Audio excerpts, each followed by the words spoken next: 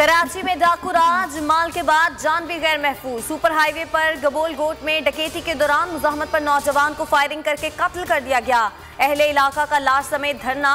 PTI MPa राबिस्तान Khan कहते हैं police अवाम को जानो माल का तहफ्फुज फराहम करने में नाकाम हो गई।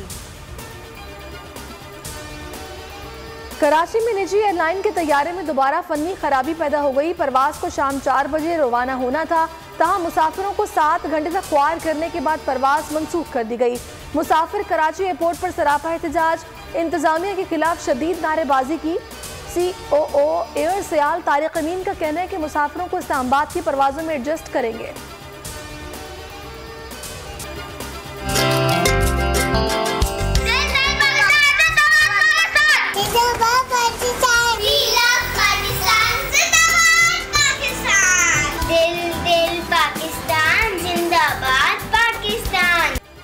और मुल्क भर में आज़ादी का जश्न शायाने शान तरीके से मनाने की तैयारियां। अहले वतन इस साल भी मनाएंगे भरपूर आज़ादी का जश्न। बोल के संग लगाएं नारा जिंदाबाद पाकिस्तान का। स्क्रीन पर दिए गए नंबर पर हमें अपना वीडियो पैगाम भी भेजें और बोल के संग आज़ादी के इस जश्न में हमारे साथ शामिल हो जाएं।